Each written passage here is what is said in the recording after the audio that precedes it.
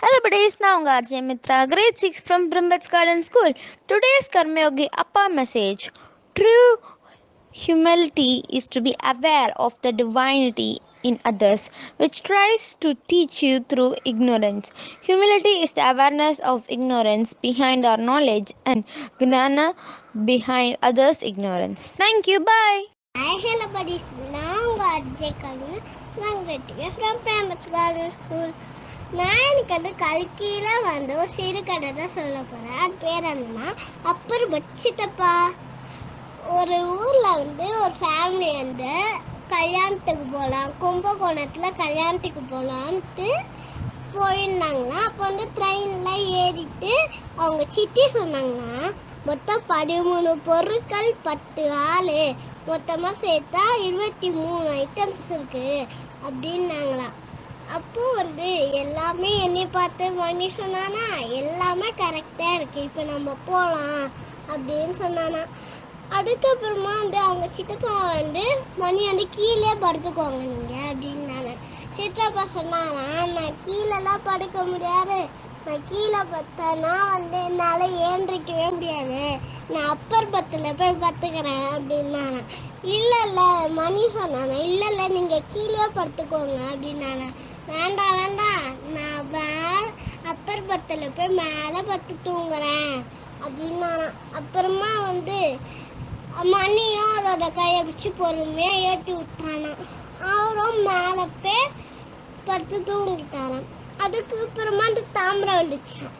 மணி கேட்டாரா, மணி கொஞ்சம் காஃபி மட்டும் வாங்கி தரியா, பசிக்குது பயங்கரமா அப்படின்னாரான்.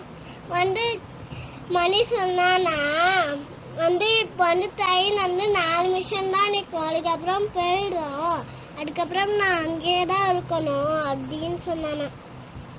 நான் போயிட்டு உங்களுக்கு செங்கல்பத்தில் 2 செட்டு பூரி வாங்கி தரேன், கூட காஃபியும் வாங்கி தரேன் அப்படின்னு சொன்னானா. அப்போ அவங்க சித்தி சொன்னாங்களா, ஏண்டா பெரியவரை கிண்டல் பண்ற அப்படின்னு அவங்க சித்தி சொன்னாங்களா. பெரியவருக்கு பசிக்கும், எல்லாருக்கும் அந்த மாதிரி தான் அப்படின்னாங்க. அப்புறமா எல்லாரும் தூங்கிட்டாங்க. அப்புறமா கும்பகோணம் வந்துச்சா. இறங்கணும் எல்லாரும் ஏன்றீங்க, கையெல்லாம் தூக்கிட்டு என்ன மணி அப்படின்னாங்களே. மணி எல்லாத்தையும் எண்ணித்தானா. அப்புறமா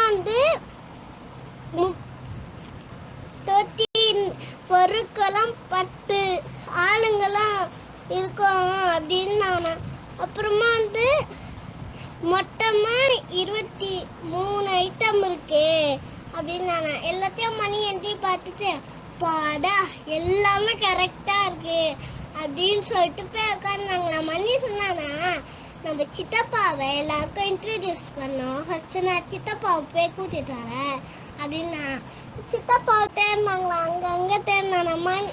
அப்புறமா மணி அங்கங்கெல்லாம் சைட்லலாம் பார்த்தானே, எங்கேயுமே இல்லையா சித்தப்பா.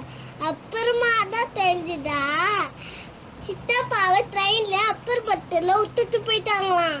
எல்லாரும் டாக்ஸி எடுத்துன்னு ஓடினாங்களா.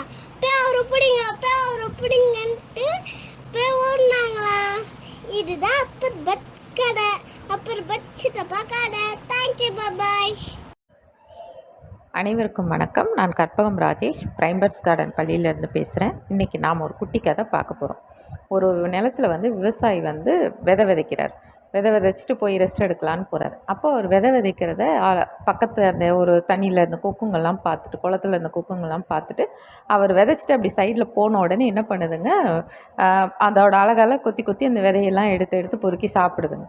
ஸோ இவருக்கு ரொம்ப டென்ஷன் ஆகுது. என்னடா அது இப்போ தானே விதைச்சிட்டு வந்தோம் அப்படின்னு சொல்லிட்டு உண்டிக்கோலில் கல் வச்சு அடிக்கலாம் அப்படின்ட்டு போகிறாரு.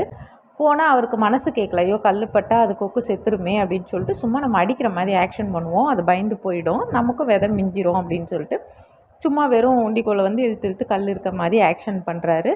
அது கொக்கு பயந்து போயிட்டு என்ன பண்ணுது பார்த்தா, இல்லையே கல் வரலையே, இவர் சும்மா தான் ஆக்ட் பண்ணுறாரு அப்படின்னு சொல்லிட்டு இது பண்ணிவிட்டு என்ன பண்ணுது, திருப்பி அதே மாதிரி சாப்பிட ஆரம்பிக்குது. உடனே இந்த பொறுமையை இந்த விவசாயி என்ன பண்ணார், நம்ம ஏதோ சரி விரட்டலான்னு பார்த்தா இது என்ன இவ்வளோ இதுவாக இருக்கே அப்படின்னு சொல்லிட்டு நிஜமாகவே கல்லை வச்சு அடிக்க ஆரம்பிச்சிடார். அவர் கல்லை வச்சு அடிக்க ஆரம்பித்தோடனே என்னாது, ஒரு சில கொக்கு அங்கேயே அடிபட்டு விழுந்துருது, ஒன்று ஒன்று தப்பிச்சு ஓடிடுது. ஸோ இப்போ அந்த கொக்கு கொஞ்சம் அவர் ஏமா விரட்டுறாரு அப்படின்னு தெரியும் போதே அப்படி போகாமல் அவரோட பொறுமையை வந்து இதுவாக பயன்படுத்தினதுனால அதுக்கு வந்து இப்போ ஆபத்தாயிடுச்சு. அதே மாதிரி தான் ஒவ்வொருத்தர் வந்து பொறுமையாக இருக்காங்கன்றதுக்காக என்ன பண்ணக்கூடாது, அவங்கள ரொம்ப சோதித்து பார்க்கக்கூடாது. பொறுமை கடந்ததுன்னா அவங்களுக்கு வர கோவத்தை வந்து எதிர்க்க இருக்கவங்களால தாங்க முடியாது. சரிங்களா? நெக்ஸ்ட் நம்ம ஒரு குட்டி கதையில் மீட் பண்ணலாம். நன்றி, வணக்கம். Hi, hello buddies. I am RJ Batmesh, grade 5 from Primber's Garden School. This is the message from Savitri by Aurobindo and Savitri to a walk among these tribes that has tend to join the brilliant someone's tent. Thank you. Bye.